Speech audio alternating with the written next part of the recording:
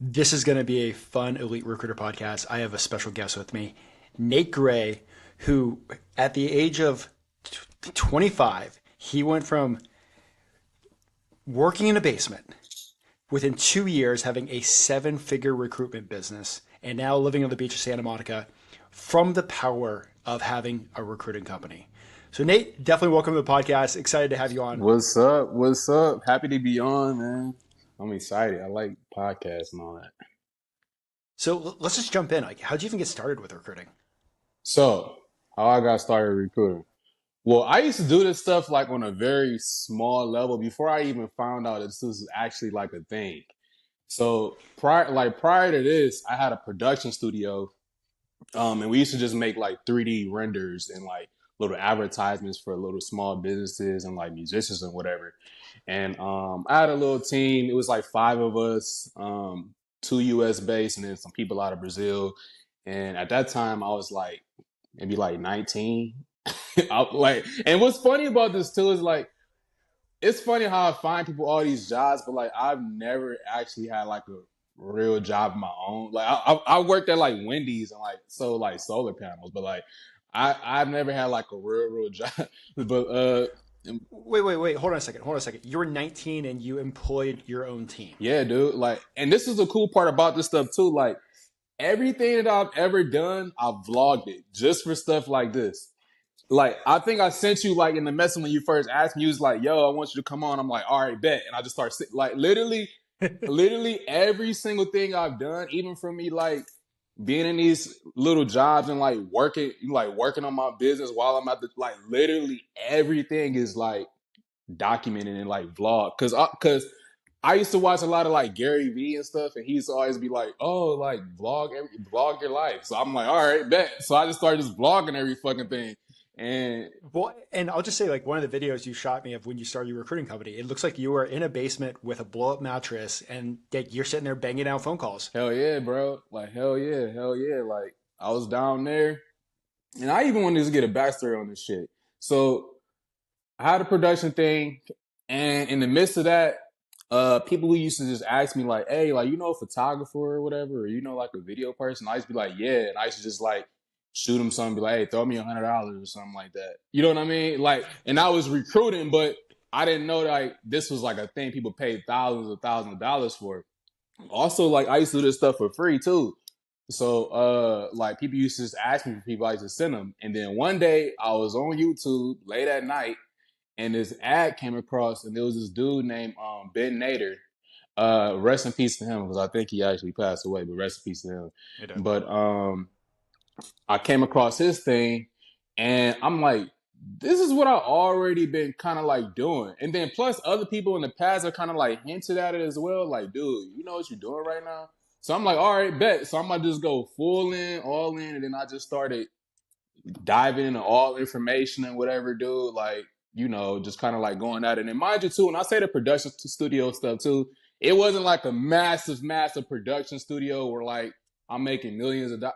It was enough for me to like pay my rent in that little apartment, basement apartment, get food, gas, and And have a team. yeah, like it was just enough, but it wasn't enough to actually live like us a fulfilling life. You know what I mean? But it was like, Hmm. I mean, mind you, too, like I was 19, 20. So like, even then, not too many 19, 20 year olds was doing that anyway. So it's like, it don't really matter. But just to kind of set like the frame, so people don't be thinking, oh, this person had a dream works. You know what I'm saying? Like, but, uh, Well, yeah. well, I also want to jump in one thing. Like, I know you mentioned it like before we hit record.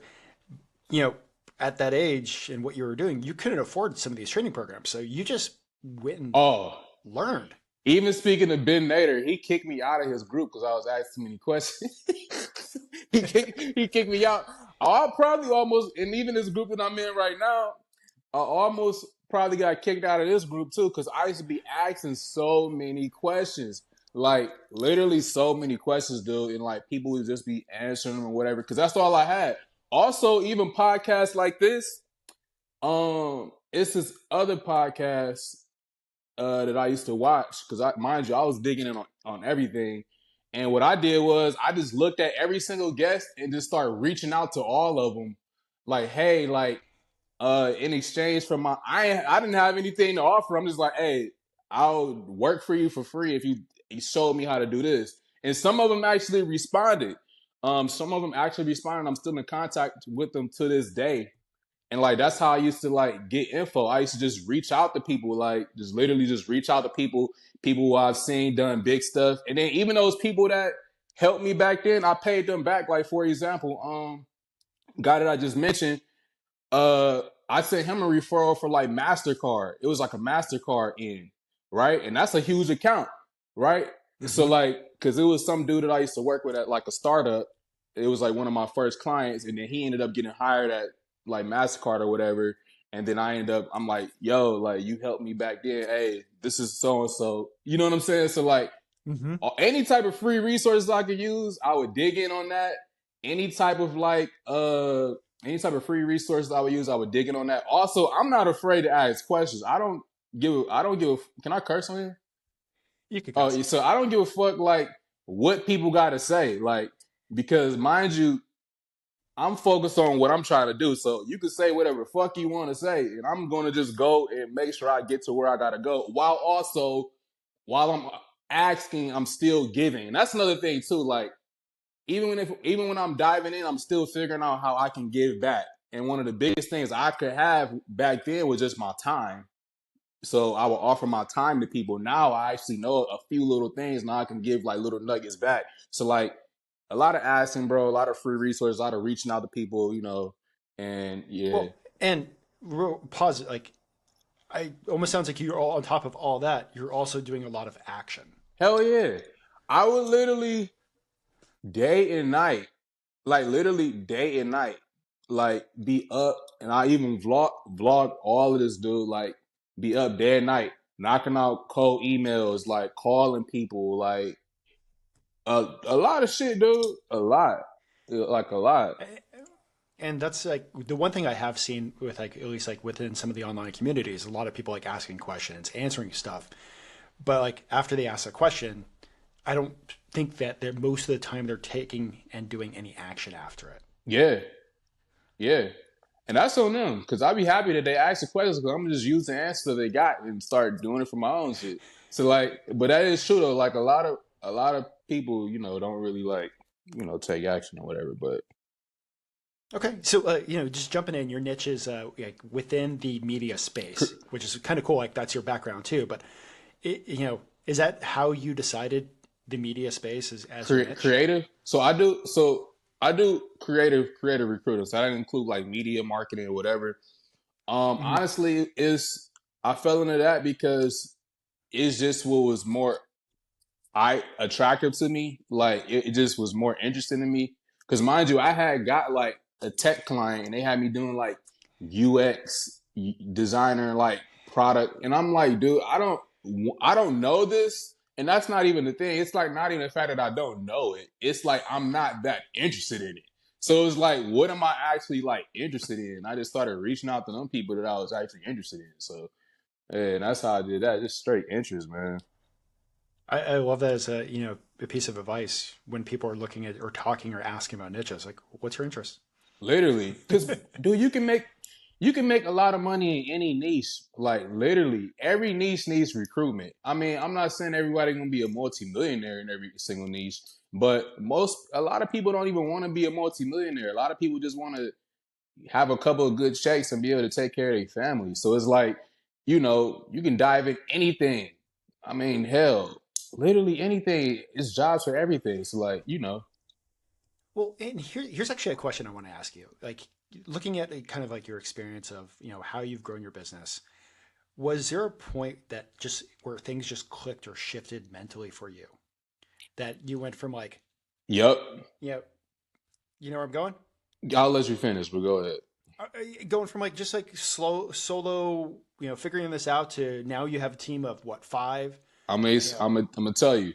So, it came a time where, because my first placement that I got was like with a, was it?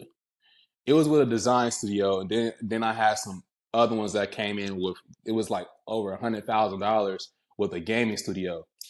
And after that, stuff kind of like slowed down. And I started reaching out to people on podcasts that I seen, and I was like, "Hey, like, can you help me or whatever?" And somebody said, "Yeah." And one thing that he told me, he was like, "You have to offer both services, both temp and direct hire, dealing with the type of stuff that we in right now."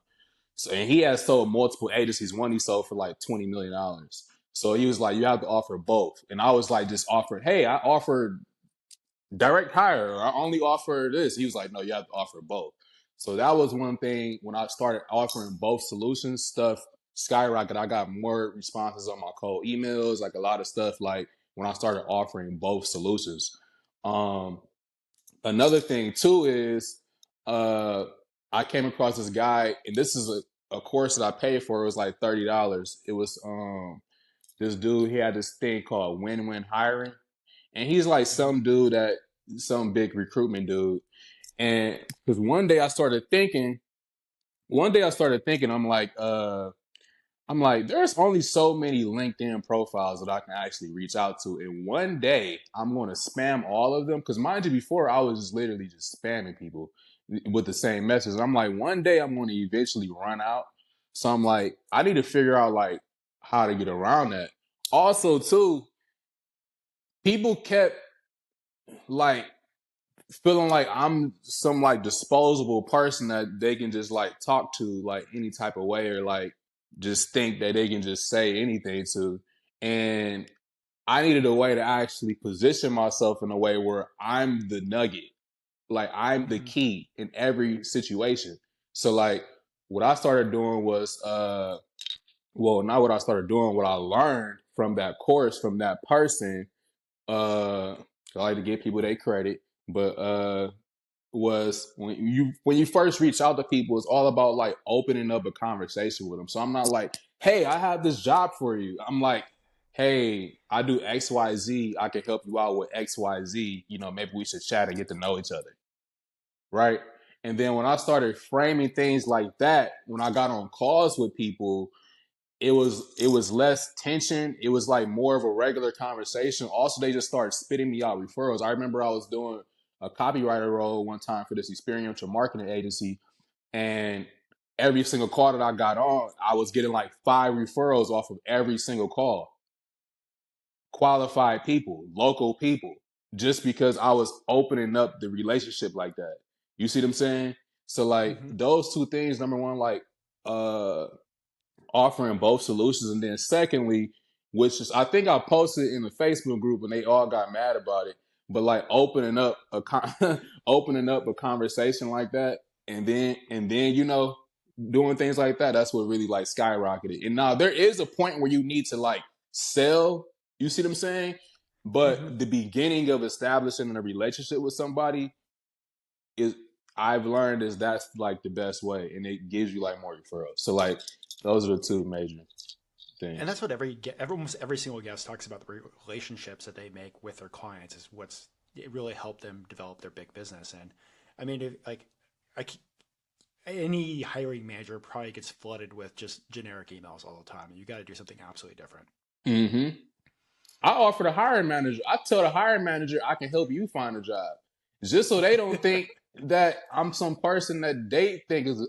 I literally tell the CMO, "Hey, if you ever need a job in the future, I can help you out." So are you like NPCing those people if somebody says yes?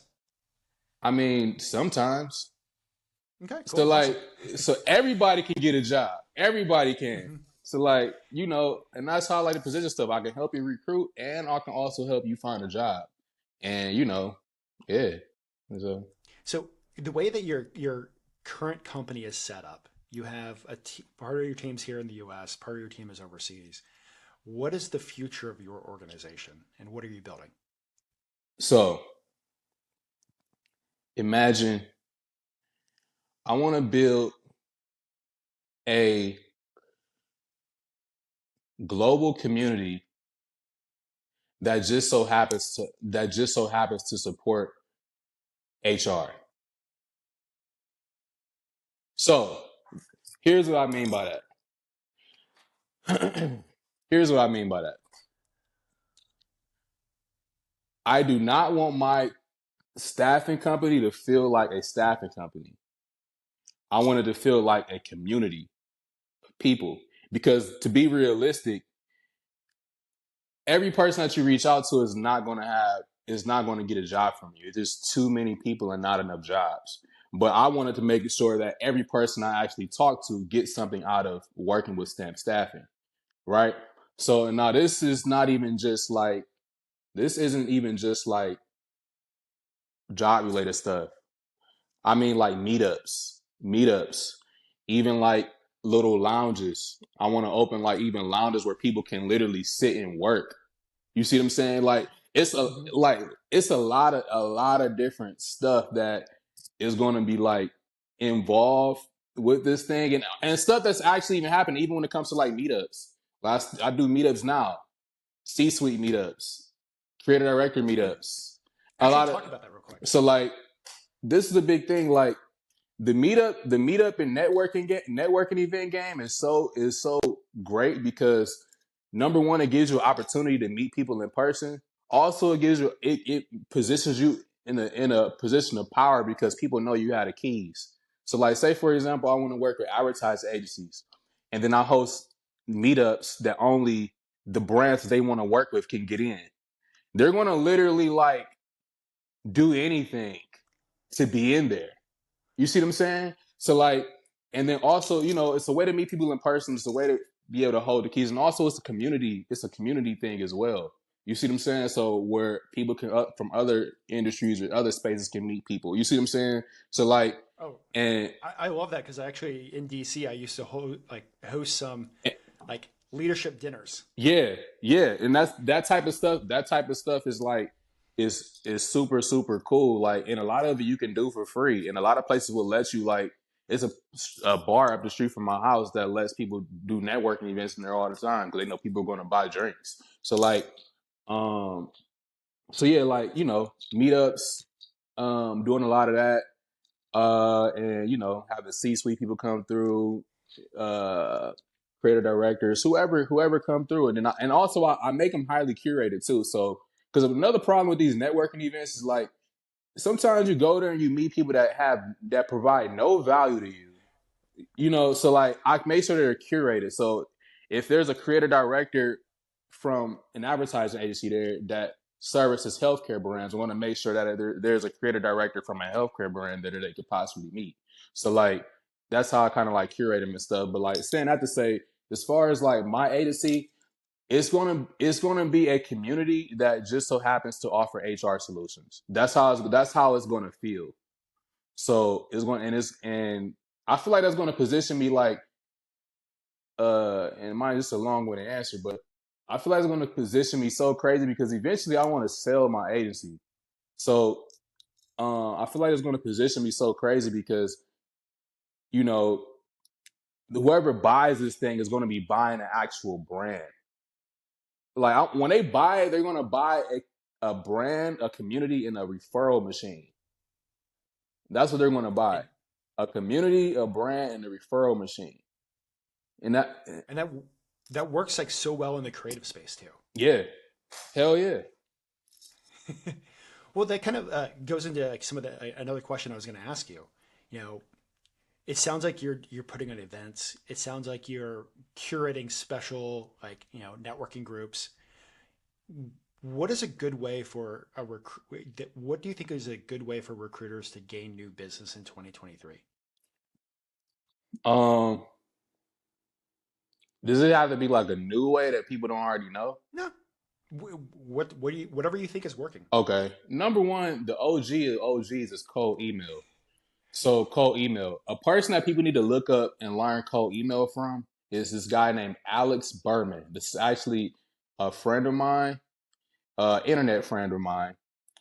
He helped me when I was down in that basement. We both follow each other. We both talk, and he's like really, really huge on YouTube. He has like 100,000 subscribers or whatever. And all he talks about is cold email. He has like SaaS tools and everything. Now you can because the way that I see a lot of these recruiters do cold email is like completely wrong. It's like super wordy and like it's just all bad. So like this person will literally teach you everything you need to know about cold email. His name is Alex Berman. He is like the GOAT of cold email. So that's number one.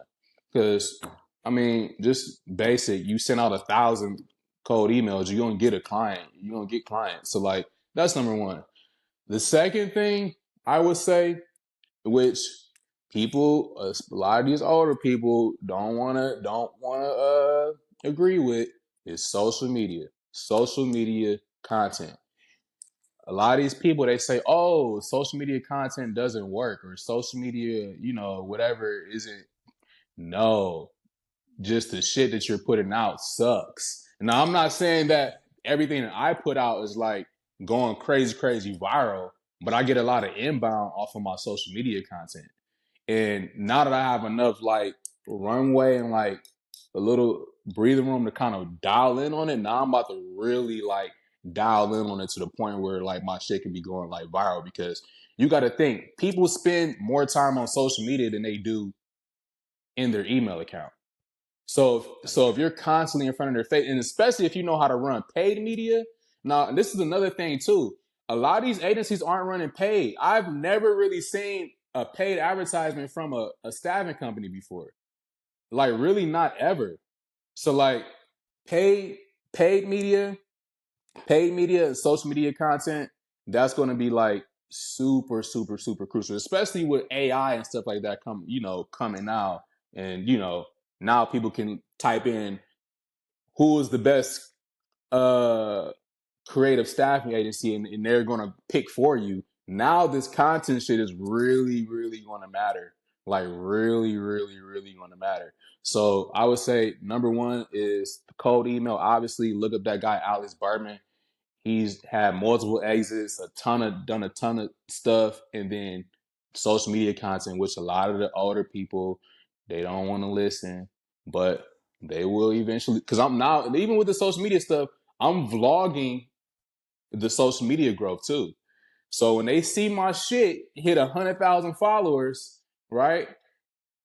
Then they're not gonna, But that's a whole nother thing there. But that's what I would I'll, say. I'll just I'll just say this. Have had clients see the videos that I cut from the Elite Recruiter podcast.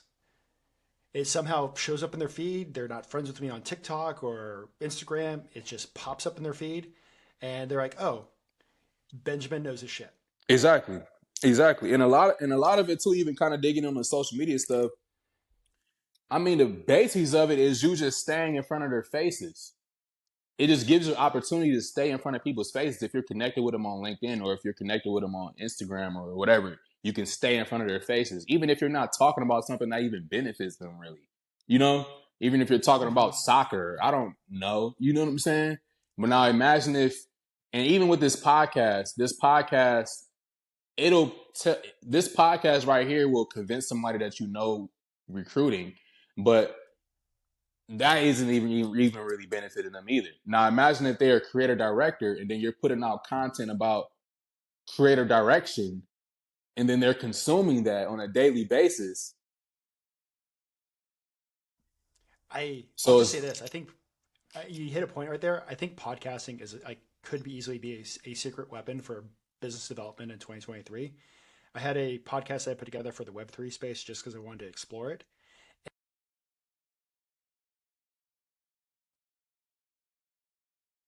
And every podcast is also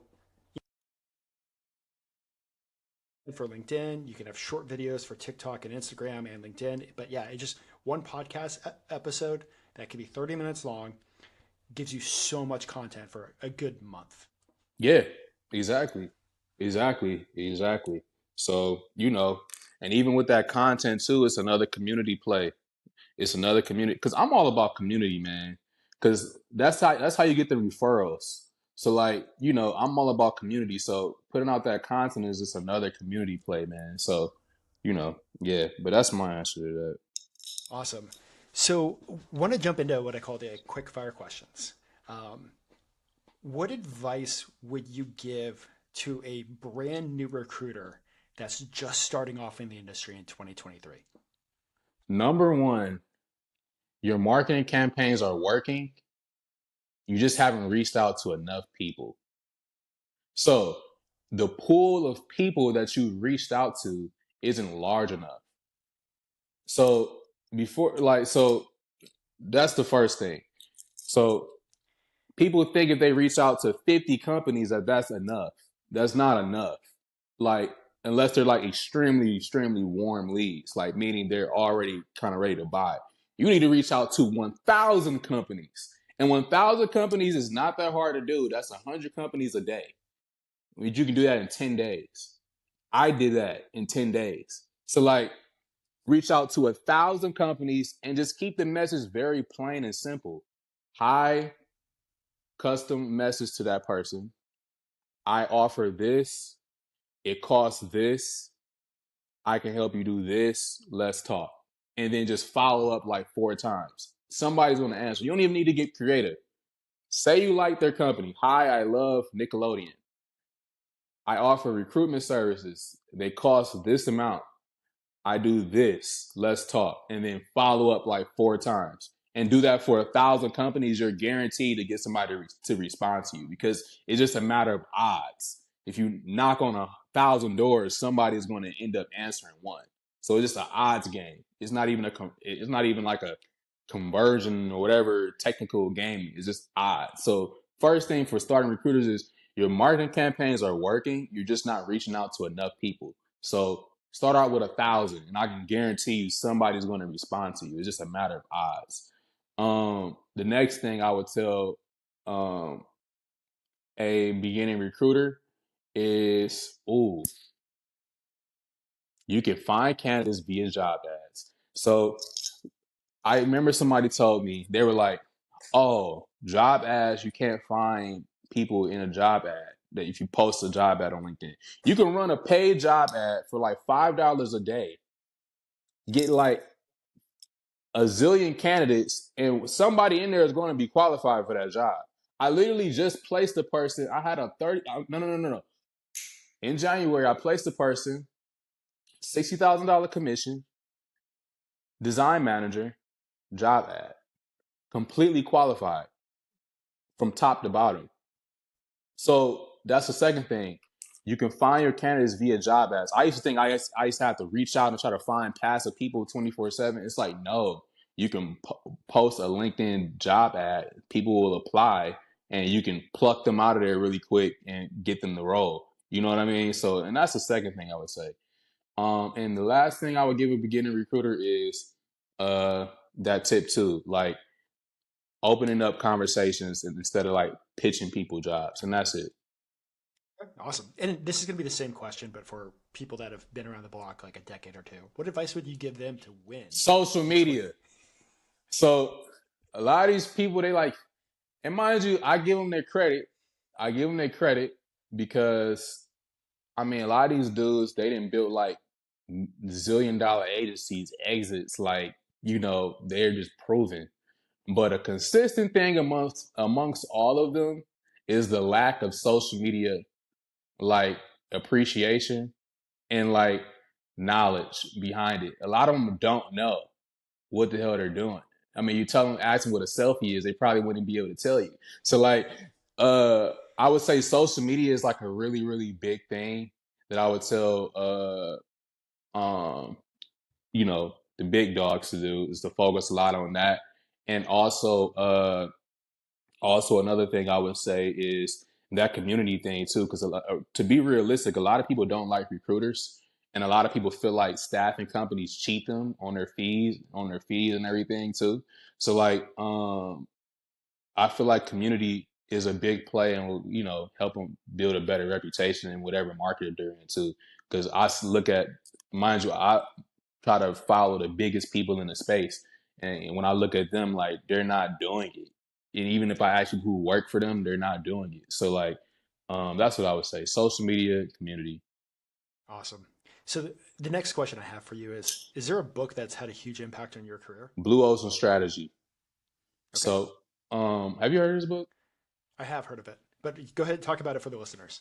So Blue Ocean Strategy pretty much teaches you how to position yourself in a crowded market. So let's just say recruiting. It teaches you how to position yourself in a crowded market to the point where your competition is irrelevant. So My competition is irrelevant simply off the pure basis of community and social. Community and social. Like, even when I posted every call that I get on, I get 5 referrals. Oh, you're lying because blah blah blah blah blah. Right?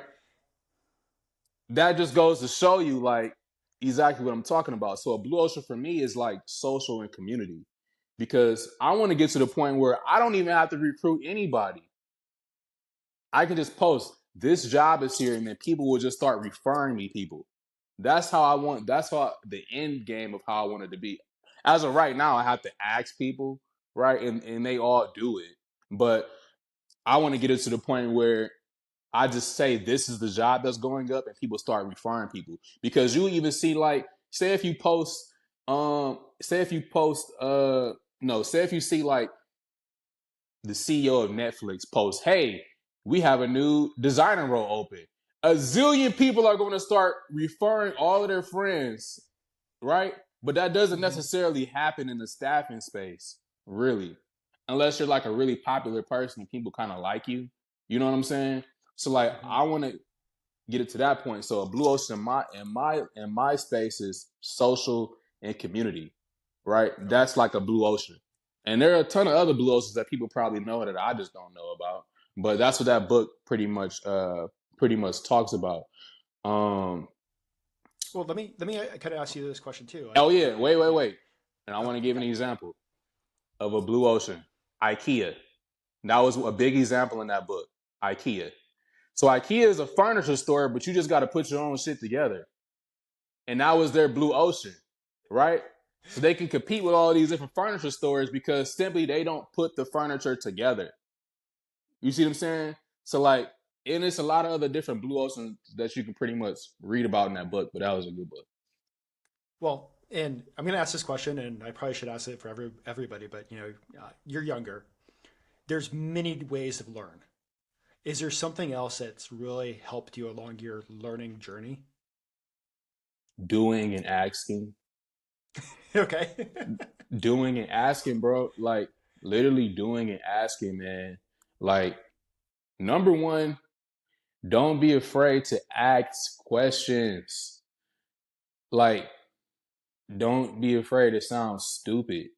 Like I have literally no issue with embarrassing myself, like ever. Like just ask as many questions as possible, but just make sure when you ask for something that you're also giving something in exchange. So even if you don't have something, maybe it's your time. Like even when I didn't have anything, it was literally my time. So like ask and enjoy embarrassing yourself. Even if you post in like these groups, enjoy all of the people with the negative comments too. I love them because they just give me more feedback. So like I enjoy it. So like asking and then after you ask, actually do. Okay. And then also record yourself doing it too, so then you can like see how stupid or how good you actually look when you do it. And then also if anybody ever has something to say, you can be like, dude, I literally have a video of myself from 5 years ago doing this exact thing that you saying that doesn't work or saying that it should be done. You see what I mean? So Mhm. asking, doing, and then documenting. Asking, doing, documenting. And then that's the best way to like learn, in my opinion. That's the best way I learn. So I love that. Well, here's a question I absolutely love asking. If you could go back and with all the knowledge and experience you have and talk to yourself when you first started off your career, what advice would you give yourself? number one, focus on what I like early because I will always just be looking at, oh, which industry has the most jobs, or like which, so like, or which industry quote unquote pays the most. So like, number one, focus on something that you actually like, enjoy doing, or even something that you probably look at in your pastime. So if somebody out there likes cooking, focus on restaurants, focus on, I don't know, food startups, or focus on whatever. I mean, so number one, focus on what you actually like doing. Number two, bigger pool of people. So like instead of reaching out to 1,000 companies, reach out to 2,000. So that's what I would say. And then also another thing I would say is never stop business development. Ever. Never stop. Never. Because if something dries up, you don't want to be like scrambling trying to find new clients. Like never stop business development. Ever. Like every day should be another 10 people that you're reaching out to. And then that's what I would say to my Awesome. self again. No, definitely great advice. Before I let you go, is there anything else that you would love to share with the listeners? Anything else that I would love to share? Um, hmm. Oh, this account management thing that I found out from another podcast that I watched. So every quarter, I pretty much can squeeze out bare minimum an extra $25,000 per client each quarter, right? Here's how. You pretty much, after each quarter, you ask the client to do a quarterly review. In this quarterly review, you go over everything that you've done correctly for them during that quarter. You also go over things that you observed during the quarter, and also you go over future things that they may need during that quarter, not the month, the quarter, right? Now, when you do that, it gives you opportunity to sell more like job orders. And then also you can start preparing yourself for roles they have coming up. So for example, I did a quarterly review with this consulting firm. They told me that they needed a marketing manager earlier this year. Now I got a stack of marketing managers ready to go just because I know that that's what they're probably going to end up asking for. Right. And then I know that they're going to end up giving me that job order too. And some of them give you that job order right on the spot. Right. But you have to position it like a quarterly review. Now, this is an account management play. Like advertising companies and other different types of companies do this type of thing. They have like account managers that work with the client day to day and whatever and make sure that they're pretty much settled in, right? So like do that same thing. Set up quarterly reviews, look into how to be a good account manager or how to even hire a good account manager, right? And even if you actually hired a good account manager, hire a person like the person that you hired. So then they can help you squeeze more juices out of your contracts. So like that's one big thing that I learned from watching this another lady who was just like light years ahead of me, and she was just dropping gems, and I'm like, all right, I'm about to do it, and it just started working. So that's one last thing that I would tell people to do. Awesome. Great advice. And Nate, I just want to say thank you for coming on the podcast. I absolutely love your growth over the last few years, literally going from a basement to on the beach in LA, which is phenomenal. And these conversations that you had in the Facebook group, I'm glad that we actually connected from them. So thank you for sharing. Hell And yeah! glad to have you on this podcast. And for the listeners, until next time, guys. Thanks.